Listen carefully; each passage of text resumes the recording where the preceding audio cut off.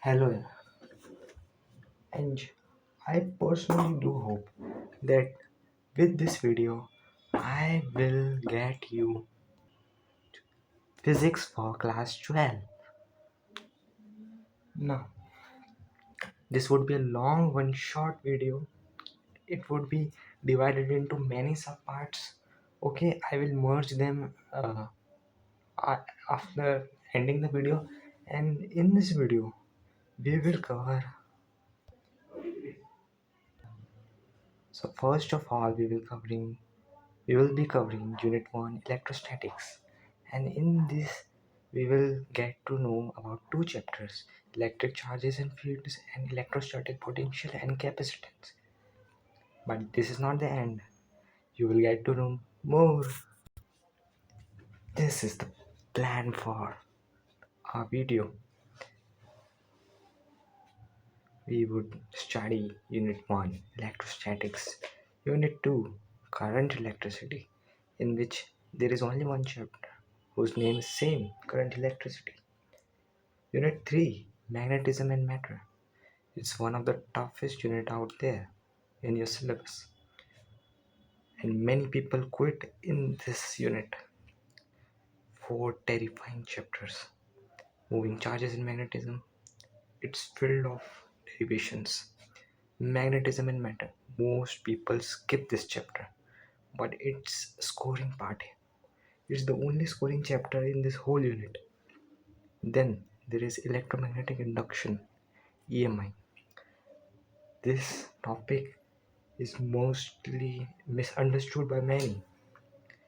And the last chapter included in this unit is alternating current. You are new to it, first time hearing about alternating current. There are many circuit combinations covering in this chapter, which are important as well. Many people don't grasp this these topics. This is the most terrifying part, and we would be covering for this video. In this same video, we will be covering this all the topics, and also electromagnetic waves, EM waves. It's again a scoring topic like magnetism and matter. Some people skip it and then they realize the mistakes. So before it's too late, we will also do this chapter. And now you would be asking, where are the remaining chapters? A bunch of important high weighted chapters are left, which are uh, magnetism and matter, dual nature of radiation, atoms, nuclei, optics, wave optics, and ray optics. These topics are left for this video. For this video, we will be covering only this topic, and yeah, these all topics belong to the unit of electricity. These all topics belong to electricity, or more specifically speaking, electrodynamics. And here we go, complete electrodynamics in one shot in English for class 12 PCME students. Yeah, obviously, no commerce and art student will be watching this. It's for strictly for physics class 12. More specifically, it's called electrodynamics, but you can also call it electro electricity unit. Okay, so let's go. Complete electrodynamics in one shot. Yeah, electric charges and fields. Here we have reached it. This is going to be our chapter number 1 of unit electrostatics. Let's start it. So the first thing, which is the basic before starting, let's see every keyword. Electric. Electric, it's belonging to the unit of electrodynamics. Everything which we will be studying will be concerning to electrodynamics. And yes, if you will choose any degree in electric engineering, then you will have to deal with everything electric.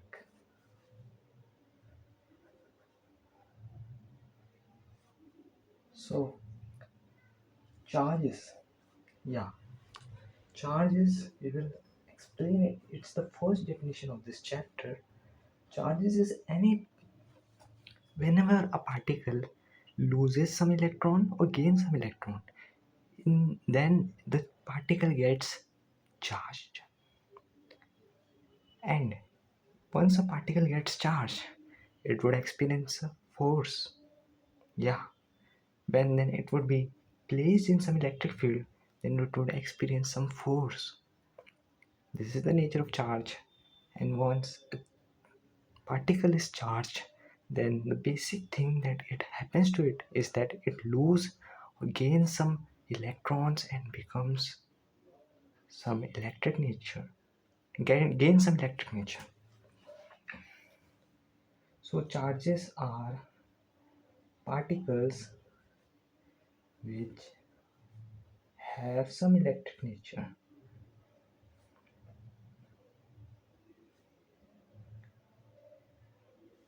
or activity. Now fields,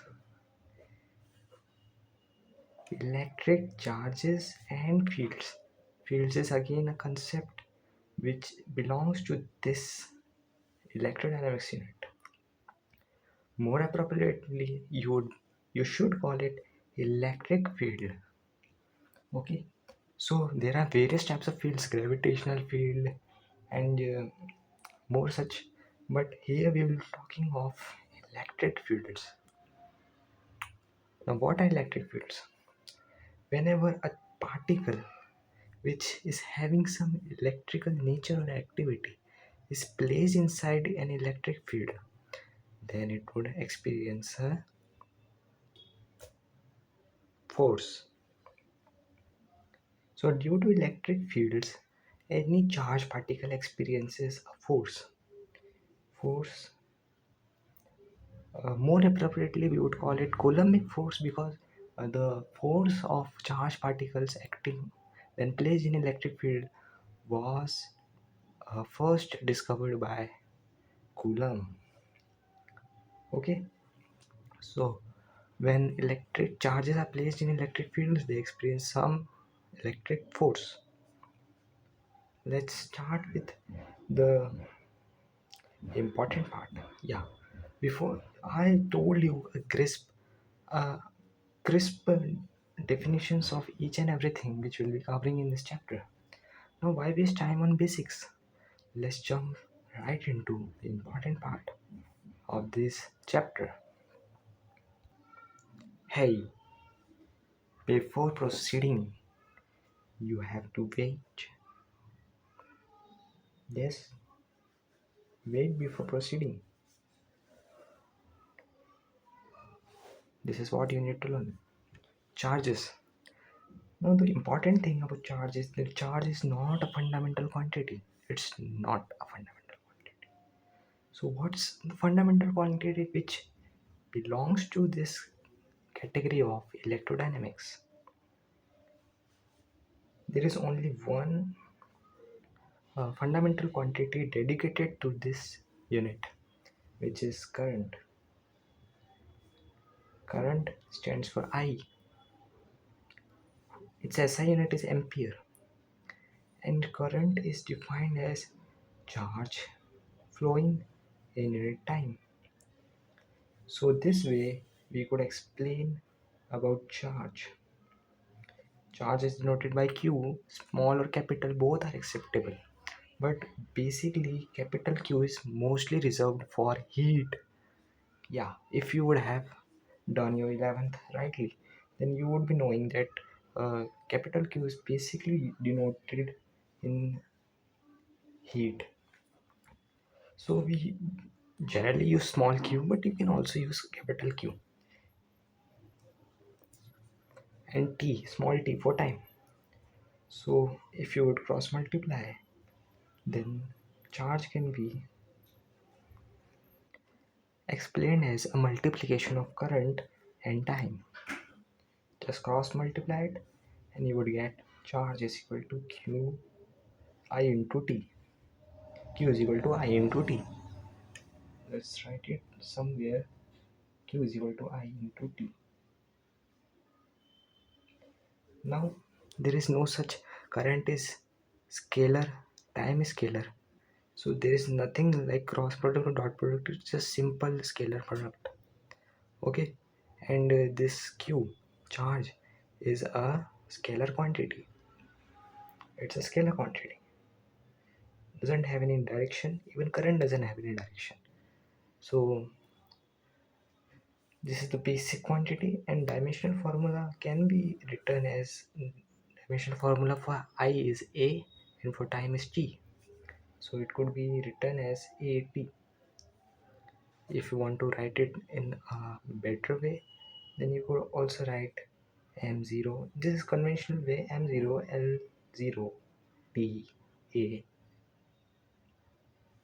This would be the conventional way.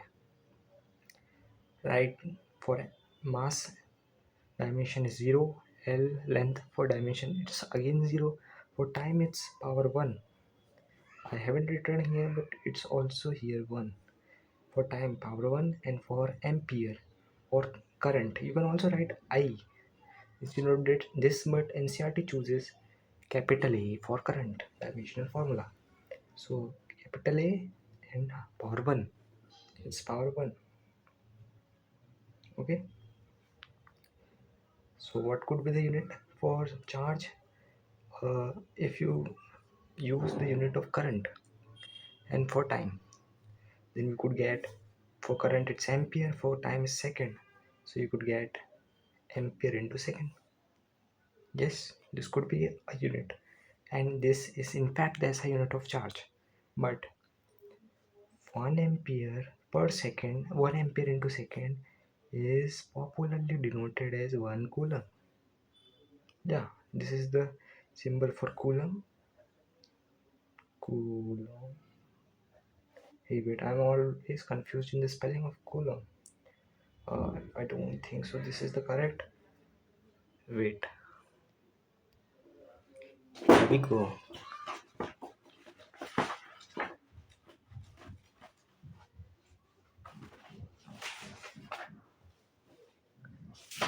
Where is coulomb? Too much of fast talking. Where is coulomb?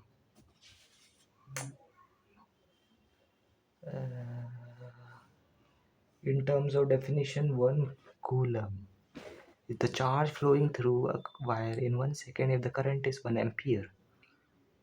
Yeah, I would also tell this to you, but here is the definition. Oh, sorry, here is the spelling. COULOM. I got my thing, and here I go. This one is wrong. Coulomb. Yeah, this is the right spelling. So 1 coulomb is equivalent to 1 ampere into second. Now how can we define this? We can also define 1 coulomb. We can say in terms of ampere into second, we could say that 1 coulomb of charge is the charge flowing through a conductor when 1 ampere of current is passing through it in 1 second. Now you have to just see the you have to see the scale at which the 1 coulomb of charge is there. 1 coulomb of charge is equal to the charge of 1.25 into 10 to the power 18 electrons. Power 18. The speed of light has a power of 9. Okay, and this is power 18. Now to make you understand the scale, let me show you something. This is your physics part 1 of class 11. Yeah, let's try to flex. See, the power 17 is in seconds is close to the age of universe, and here we have gone to power 18.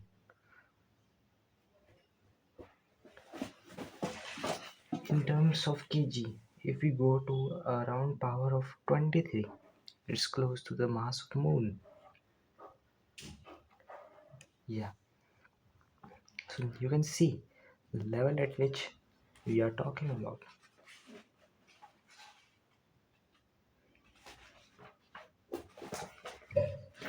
In terms of length, if you go to the power of 18, it's around some less than the size of our galaxy. Some powers less than the size of our galaxy. 1,000 times less than the size of our galaxy. But at least it's far more than the size of our solar system. Okay. So now you can see the scale at which we have gone in 1 coulomb. 1 coulomb charge is equal to the charge of 6.25 into the 10 to the power 18 electrons. Now power 18 is more like zeta or iota, I think so. But this is what I have done. I have the index present in class 11 book is torn by me at some point of time. So unfortunately, I could not show you the power 18 corresponding term. Wait, one more thing. Some people might not be aware of this dimensional formula thing, so let me try to help you with this also. If I can get, yeah, these are the 7 quantities which are uh, recommended by the French Convention for Physics. And you can see there is nowhere that charge is present as a fundamental or base quantity. All the quantities can be explained in terms of this 7 quantity, and for electrodynamics unit we have one electric current, and 1 ampere is the constant current which is maintained between two straight parallel conductors of infinite length of negligible circular cross section and placed 1 meter apart in vacuum would produce uh, between these conductors a force equal to 2 into 10 to the power minus 7 newton per meter of length. This thing, don't worry, you will be able to understand this definition once you get to the chapter of 4, moving charges and magnetism. In that there is a derivation for current, the force per unit length between two parallel conductors uh, separated by some finite distance. There is a specific derivation in your syllabus which could explain this. Okay, Newton per meter of length. Yes, 200 centimeters. Basically, then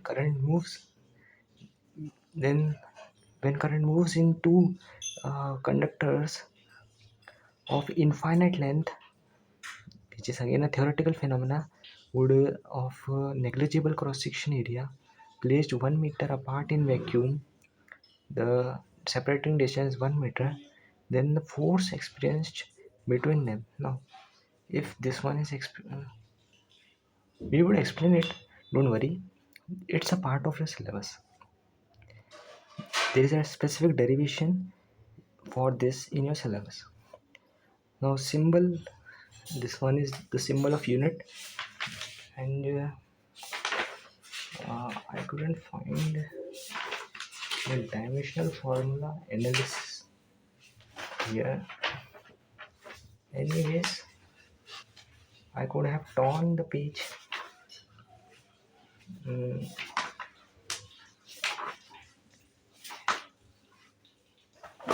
anyway, let's move further.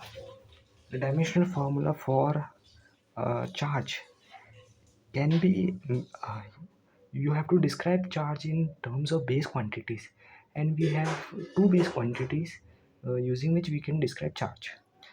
One is current and one is time. So ampere into time. Yeah, this is what you can do. And mass, length, and mass and length. Why have these appeared? Because it's the basic convention.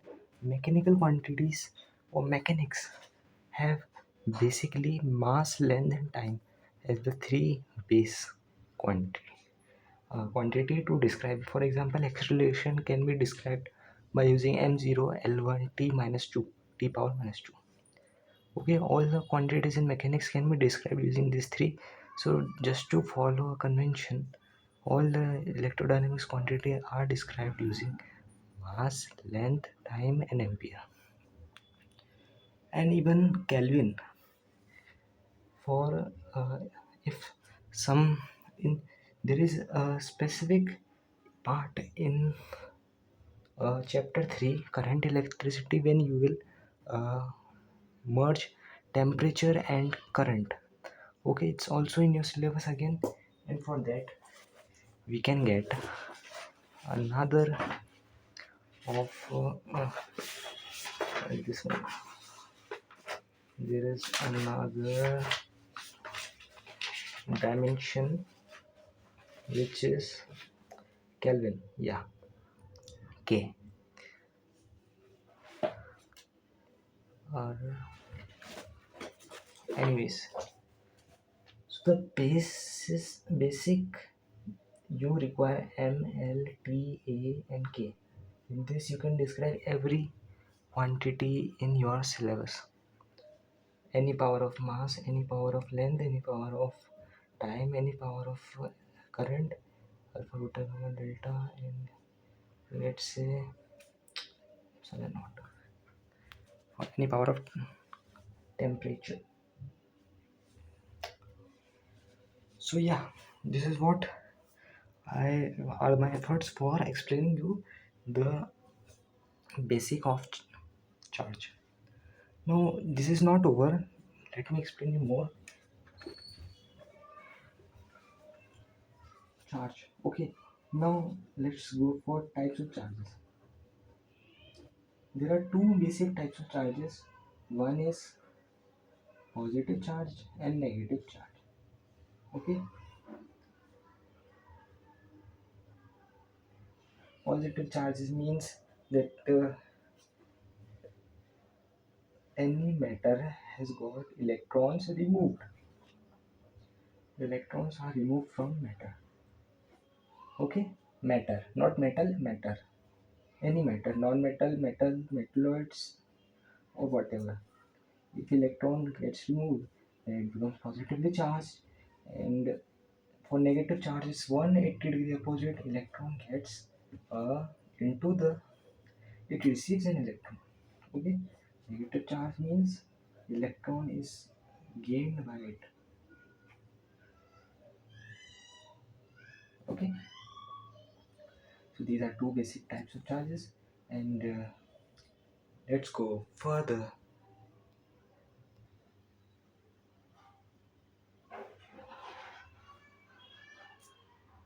Yeah, what charge would come on an ebonite rod if it's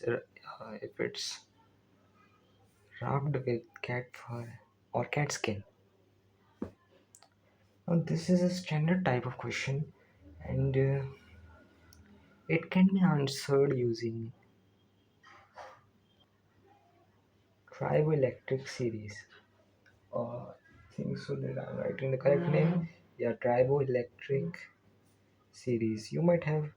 Not, you might have been unaware of this type of series, but I have read it somewhere.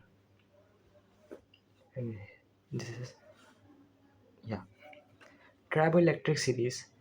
There is a specific series. The flash is coming, right? Let me decrease the brightness. So you may be able to see it. Yes, cat fur. Now there is a specific series called triboelectric series, which tells you that if two objects are being rubbed, then which has the tendency to get more positive and which has the tendency to get negative charge. So this is triboelectric series. If, for example, you rub glass with silk, then since glass is on the upper side, so glass would tend to get positive charge and silk would tend to get negative charge. Okay. For example, you have rubbed cat fur with ebonite rod.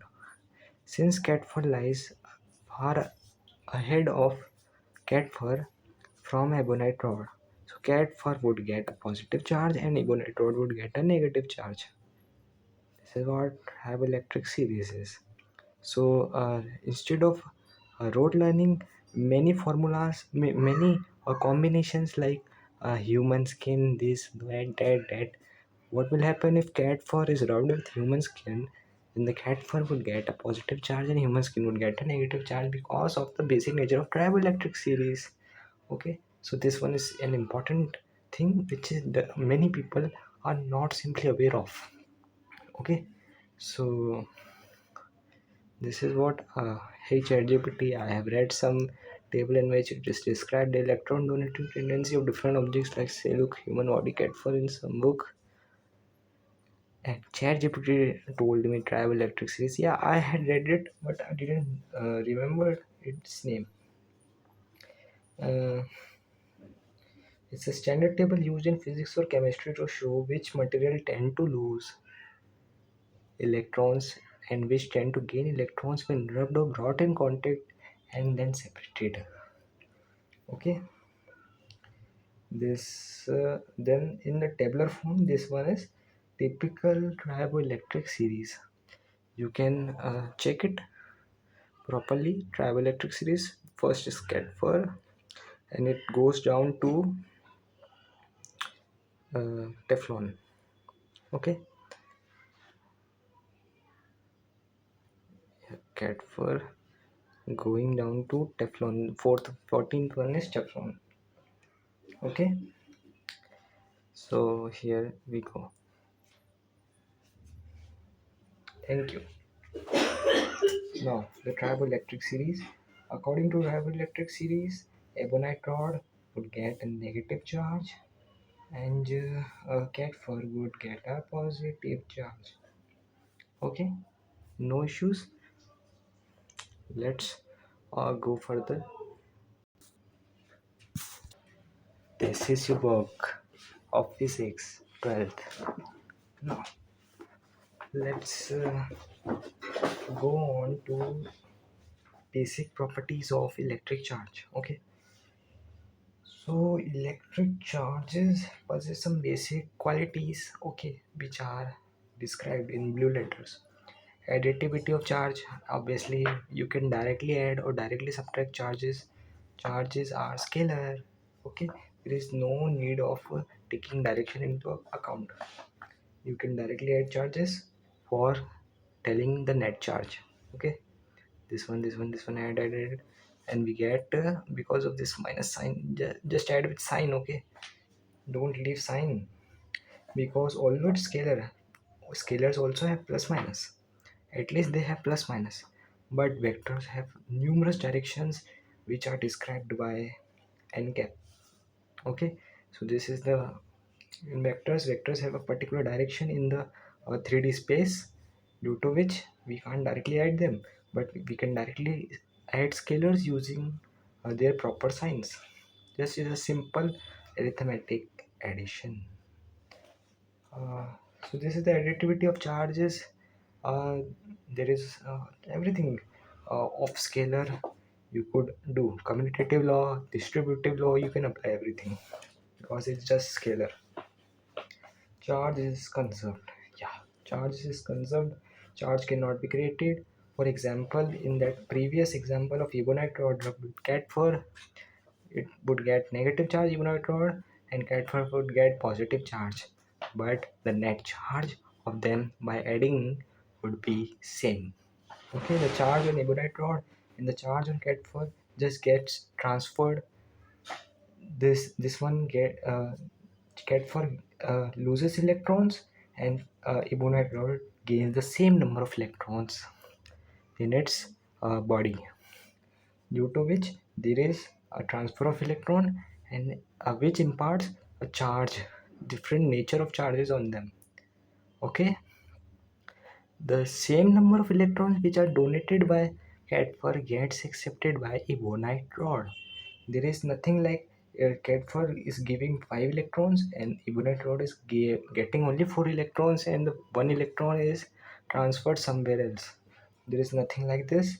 The same number of charge transfer would be there.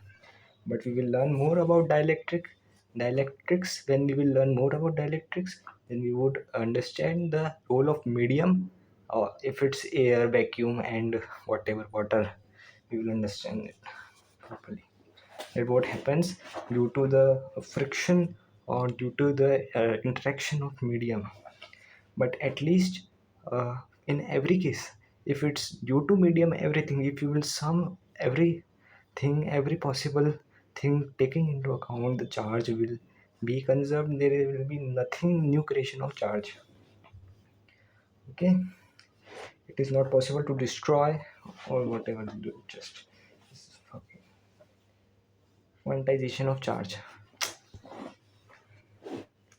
Quantization of charge, yeah, this one is very nice topic. We will explain it, and just three things are there in the ncrt. Let's understand the quantization of charge. Yes, we will understand it properly.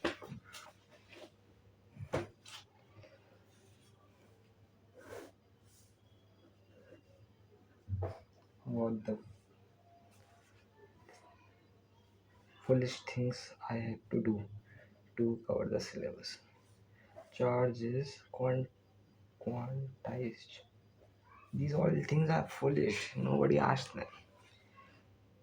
Anyways, no, charge is any, just in simple words, charge on any body, uh, charge on any body is in multiples of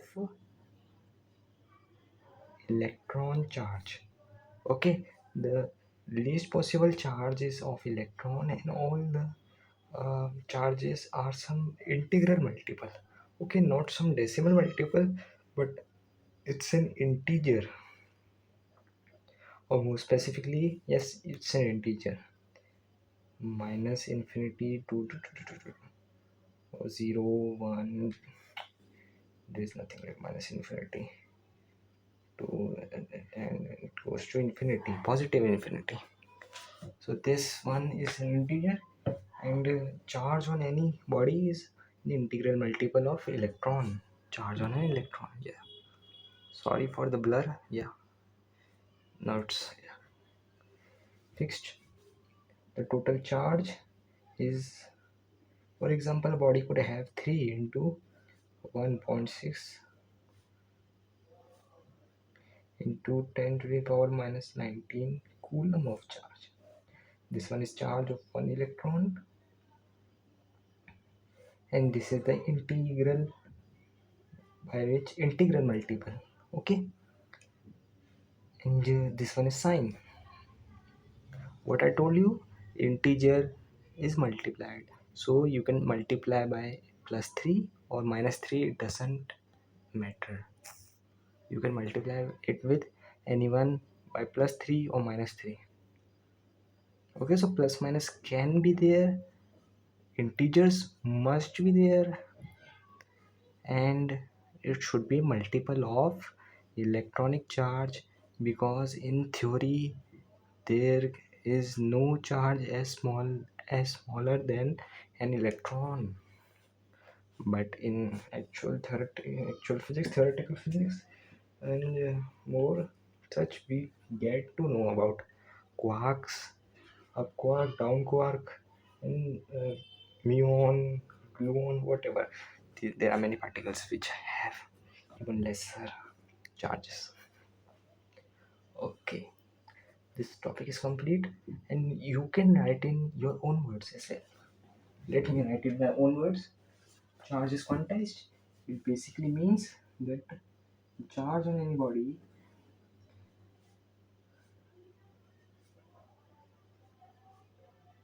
exists in an integral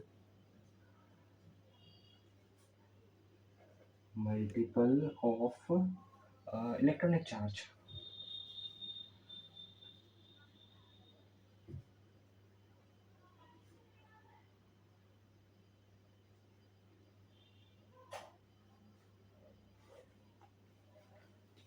And here we go. This topic is also, and this topic is an important and not so important, but yes, in the starting, what else you can expect other than this basic foolish things?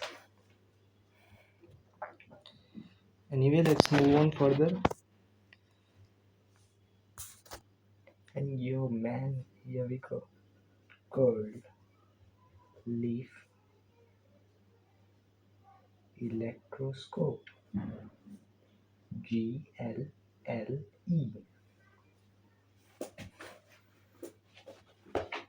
Hey, you book again. Now, a simple apparatus used to detect a charge on a body.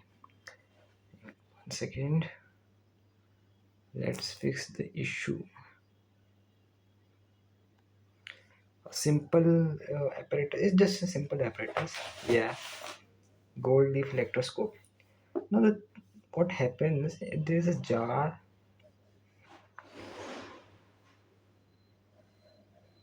I think so that I am drawing it right. Yes, here's the cork. There is an opening for a rod, which is a conductor, and there is a gold sheet which is folded. This is the tip where we touch any object carrying a charge.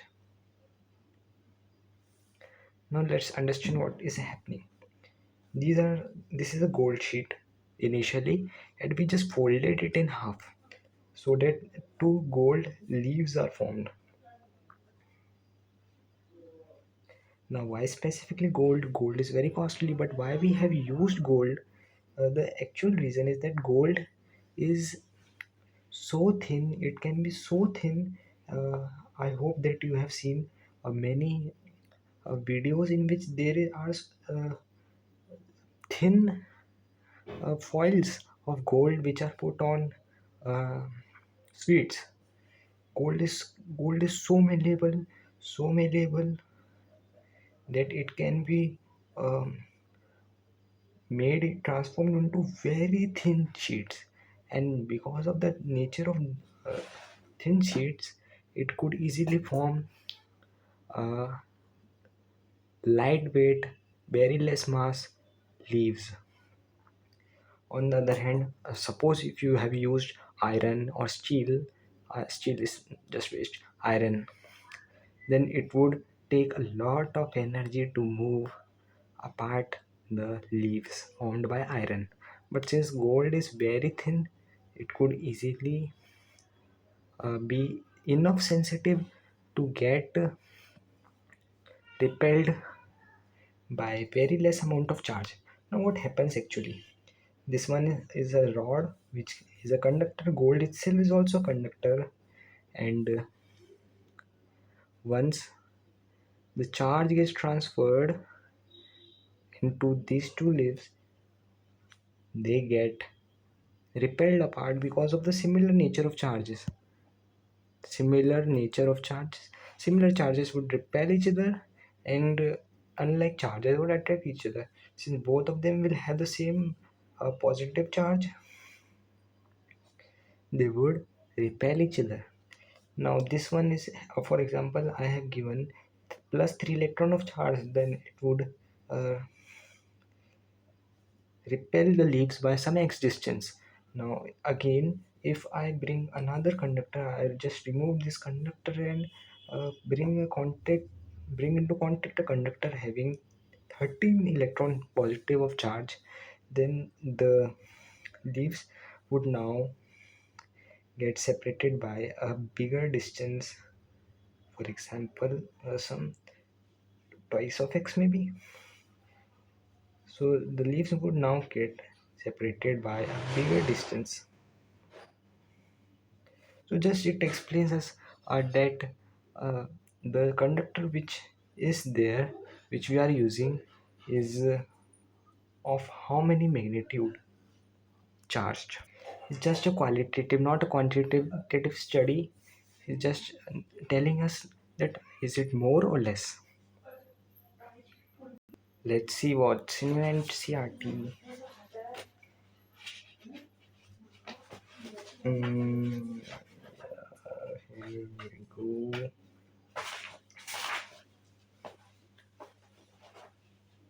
Where is that gold microscope?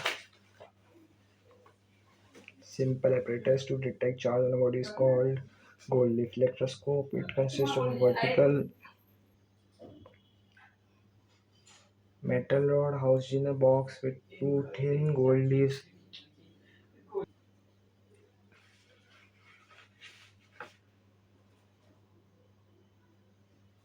Vertical metal rod housed in a box with two thin gold leaves attached to its bottom. Okay, when a charged object is touches the metal now at the top of the rod, the charges flows onto the leaves and they diverge. The degree of divergence is the indicator of amount of charge. Sorry.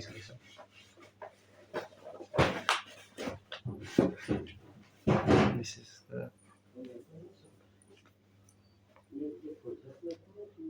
the degree of divergence is the indicator of amount of charge. Yes.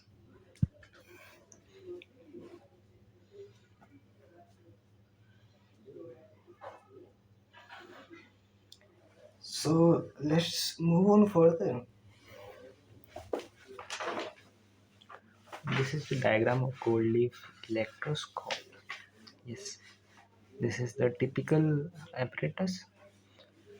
Electroscope, the gold leaf electroscope, schematic of a simple electroscope. Yes, simple electroscope. And this one is a standard gold leaf electroscope right there. You can see this one is positively charged, and again this one is positive, this leaf is also positive, and this one is also positive, and there is some repulsion out there, and degree of divergence would indicate as amount of charge. Hey, wait, there is more. There is some more to discuss in the NCRT. There are some numericals which we can discuss. Let let me make sure everything is clear, at least bare minimum. Yes. Example 1.2. Hey, where is the 1.1? Let me see where is example 1.1. It's here. How can you charge a metal sphere positively without touching it? How can you charge a metal sphere without touching it? Well, actually, there is a method in which we can heat it. It's called thermionic emission without touching it. Also, we have induction of charge, and yeah, I think so that this is the answer. Let's try to guess from the diagram. This one is induction of charges.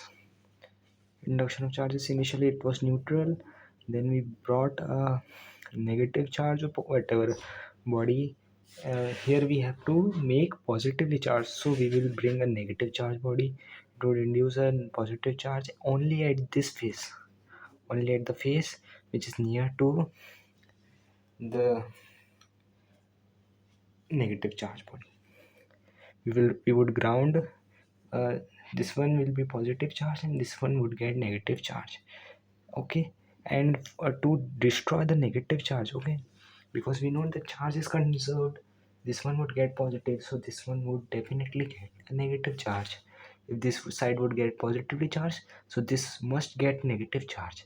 But in order to destroy this negative charge, not destroy, sorry, some people would start arguing, not destroying, we would transfer it to the ground, which is hub of charges.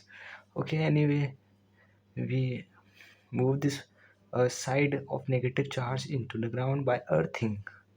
This is a sign of grounding or earthing. And hey, wait, this one is diagram 1, this is the diagram 2, and this is the diagram 3, and this is the diagram 4, and finally we remove it. Once we remove it, there is the positive charge get placed inside the sphere. But I think personally that this method works, but there is another method called thermionic emission, in which we heat the metal so much sufficiently that it becomes positively charged. There is another yet third method in which we use photoelectric effect. We would apply a light of sufficient wavelength, sufficient frequency, so that the metal gives out a charge. So by photoelectric effect also, without touching, we can make the metal sphere positively charged. And there is again a fourth method in which we can we can remove the electrons by applying a very strong positive field. Yes, it's called, there is a name for it. It's called field emission. In field emission, we put the metal sphere inside a very strong electric field, and it would remove the electrons if it's positive. The positive electric field would remove the electrons. There is again yet another fifth method also, in which we would strike the metal with very fast moving electrons so that it releases electron. And even there is a name given to that method as well. It's called secondary emission. So there are numerous methods. Without touching also we can uh, do this kind of thing. Let's see what's in the theory. Figure 1.5a shows an uncharged metallic sphere on insulating on an insulating metal stand. Bring a negatively charged rod close to the metallic sphere is shown in figure 1.5b. Here we have just told the what we have to do. The near end becomes positively charged due to deficit. Hey, wait, deficit. What's it? We need to search it.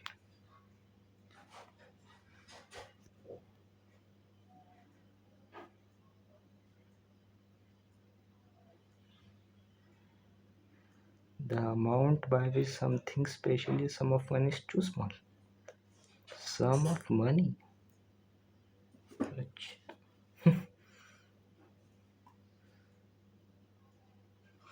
The amount by which money you receive is less than the money you have spent.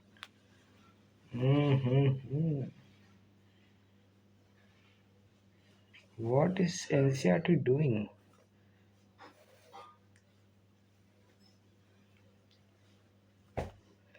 So there is a deficiency of electrons. This process of charge distribution stops when the net force on the free electrons inside metal is zero. So you could describe it easily. Let me make it some easy stuff for you. Consider an uncharged metallic sphere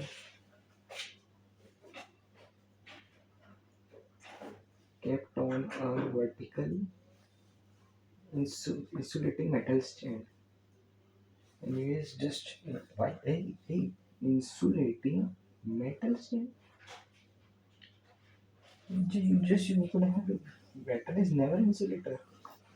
Hey, let's search it again. I believe that NCRT is too confusing for the new readers. Mm,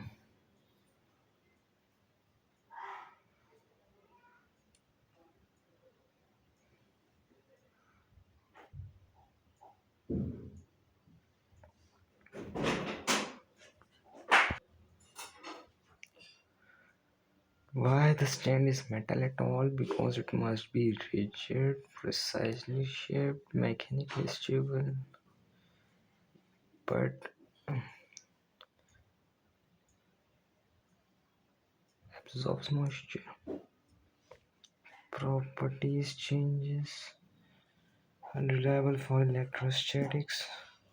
Can be used if at least they should have used polymers or glass ebonites.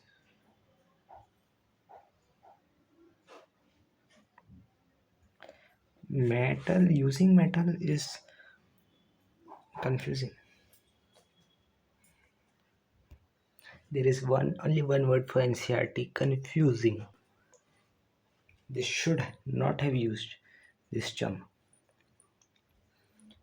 because it's confusing for especially 12th graders. Anyways,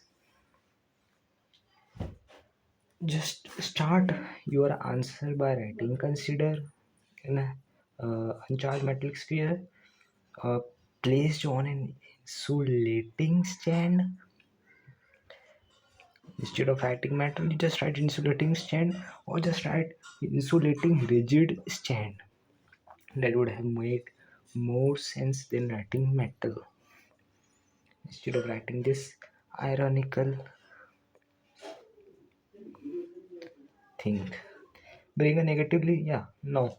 Just tell that bring a negatively charged rod near the setup, and you would observe that a positive charge starts appearing on the side facing this negatively charged rod. Now charge would get distributed and then is ground the negatively charged side of the metallic sphere, and then finally remove the negatively charged rod, and the whole metallic sphere would get a positive charge. A whole metallic sphere would get positive charge.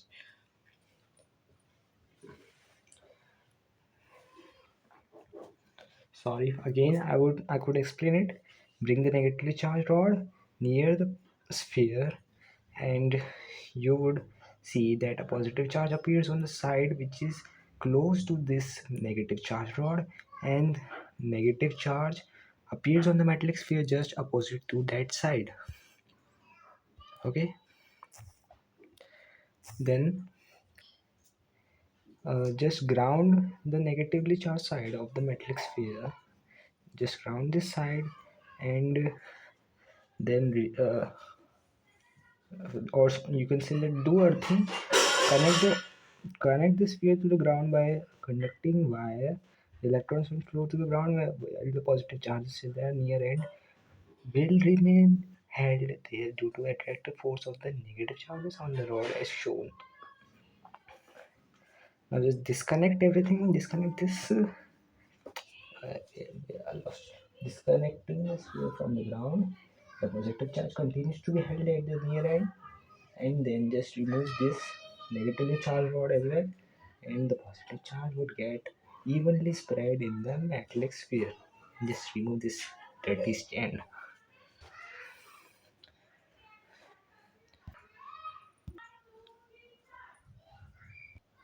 And now let's go to the example number 1.2.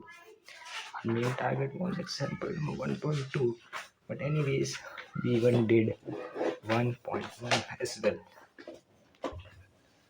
uh, is it clear? Yeah. If 10 power 9 electrons move out of a body to another body every second it's this phenomenon repeats. Okay, how much time is required to get a total charge of 1 coulomb on the other body? Hey, I think so that I can do it. Let's try it.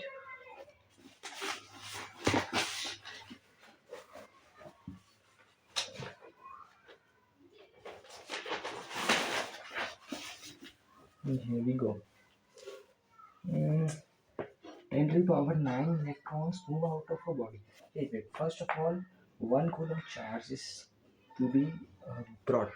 And 1 coulomb charge corresponds to 6.25 into 10 to the power 18 electrons. Now, every second, how much electrons are being removed? 10 to the power 9 electrons are being removed. Okay, wait, are being removed. How much time being at? Now, 1 second will give 10 to the power 9 electrons. We want time for this much electrons removal.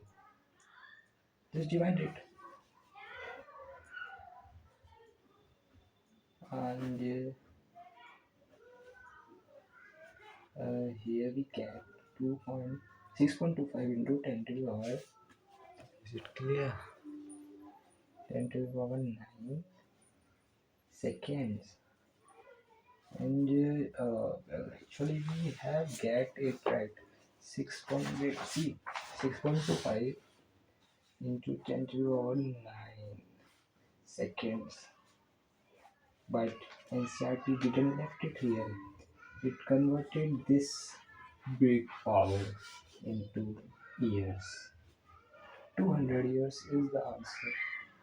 Approximately 200 years. Anyways, I don't think so that I should do it here as well. But we can just uh, this much of seconds.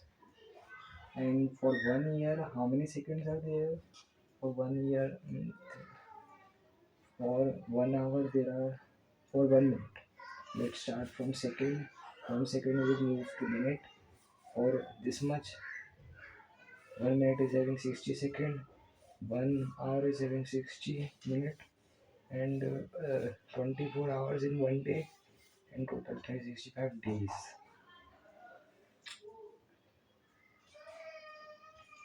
Wait, actually there are not 365 days, 365.25 days in an year. There should be the accurate data. Seconds, and finally you will get answer in years. Second per year. Second cancel year, would get upward, and answer would come in year. You could calculate it. We can as well. Let's try it. This one is 3600 and into 24. Well, I can do muscle flexing here. I know many people are not even having, are just binge watching. Yes, you can even remember this data that there are 8,000, no, 86,400 seconds in a day. In a day. And for 1 year, you can multiply it by 365.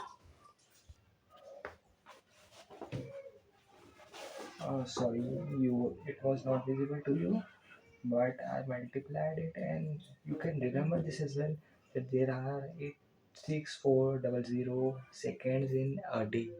Yes, and for whole year you can multiply it by 365. But to be even more accurate, I'm multiplying it by 365.25. Let's do it.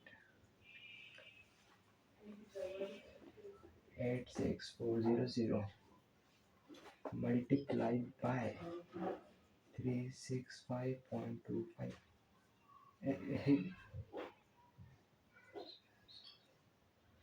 Again, 365.25. Hmm. Let's divide it by 2. Hey, wait. Hmm. 6.25 into 10 to the power 9. Hey, I have divided this denominator by numerator. It's just opposite fraction. It's just opposite. Let's do a reciprocal and we would get the right answer.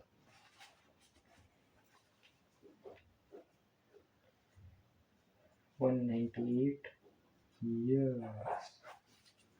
Or as said in the NCRT, approximately 200 years. You can stick to this as well, but only if there is 10 to the power 9 electrons being removed from the body. Only then this data is correct. If in case the question is redrafted, we change, data is changed, then the answer would also change. How much positive and negative charge is there in a cup of water? Cup of water. Hey, cup of water. Water H2O. It should have written cup of distilled water because cup of water usually have many impurities as well. Many ions, sodium ions, potassium ions, many things. Drinking water doesn't have a lot much. It should have written distilled water. And even cup should be given as this. You could use Avogadro's theorem, whatever it's in chemistry. Just the mass of water is 250 grams. Okay, just let it in gram. Don't convert it into kg. Let it be as it is. Because chemistry gives calculation in grams. Thus calculation in grams. And the molar mass of water is 18 gram.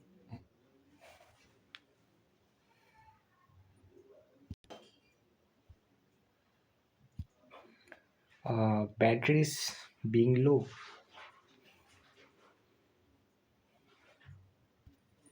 Anyways, let's do it for now in dim light, and once this question is done I will meet again. So molar mass of water is 18 gram and the mass of water given here is 250 grams. So moles can be found out. Yes, we can find out in the moles, and it comes. Let's try to divide it by 3. Yes, 3.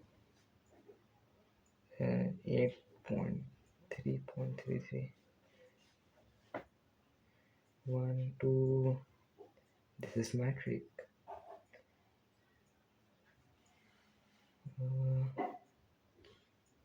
5.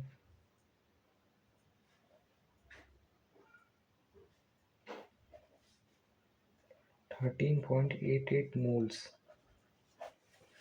Is it right? Let's see. How many moles? Hey, how many moles?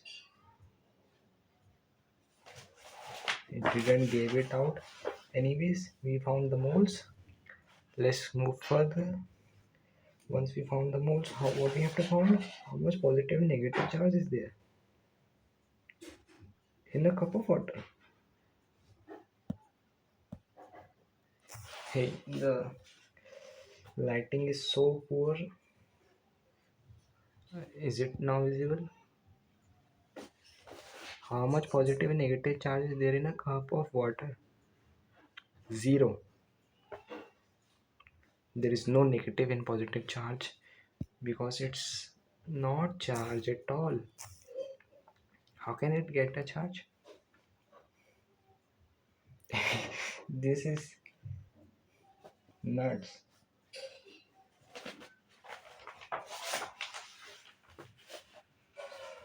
positive and negative charge. Okay, but NCRT has done one mole. Mm, hey, one hydrogen atom, two hydrogen atoms have 10 electrons and 10 protons. Like two hydrogen atoms and one oxygen atom has 10 electrons and 10 protons. So we are having how many hydrogen atoms? Sorry, how many H2 atoms? Let's see. Okay, how many positive and negative charge? We should have written how many protons and neutrons are there. Protons and electrons are there in a cup of water. But the positive and negative charge is just totally wrong. Anyways, we could find it out. Just first find out the number of molecules of water. Number of molecules of water. Is it okay? Yeah. Number of molecule of H2O. Here we go. Just multiply moles by Avogadro number if you know it. 13.88 into Avogadro number is 6.022 into 10 to the power 23. Hey. 13.88 was equal to 83.33 divided by 6. Wait. 83.33 divided by 6 is equivalent to 13.8 and just multiplied by, just cut it, and yes, we get 2.333 into 10 to the power 24. Yes, this much of molecules. Is it right? Is it right? I will have to still proceed. NCRT doesn't shows us the procedure. So I got these molecules of water. Now what they have told,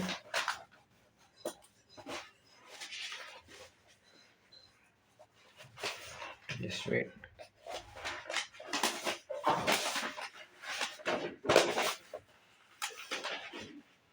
6.33 into 24 molecules.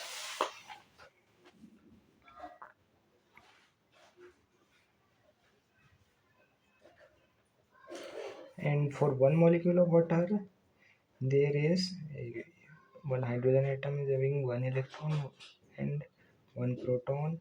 Two hydrogen atom will have two electron, two proton. Okay. One oxygen atom is having what's it? Eight, eight, eight electrons and eight protons. So just add it, and we would get net 10 electrons and 10 protons in one molecule. Now we have this much of molecules, so net protons, positive charge, अभी तो सिर्फ proton ही निकला, only net protons. 10 into 8.33, we get 8.33 into 10 to the power 25 protons. And for electrons again it's same. Yeah, here we go. Now charge, net positive charge, it's equal to, just multiply this by charge on one proton.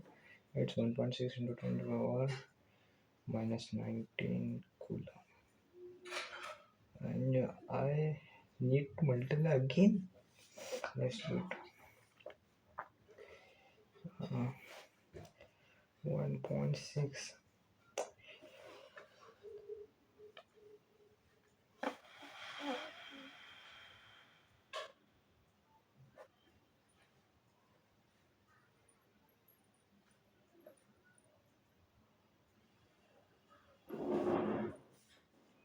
13.328 into 10 to the power 25 minus 19, and it's equal to 10 to the power 9 16. Yeah, 3 to 8 coulombs of negative charge. Hey, positive charge, sorry. This much of positive charge and this much of negative charge.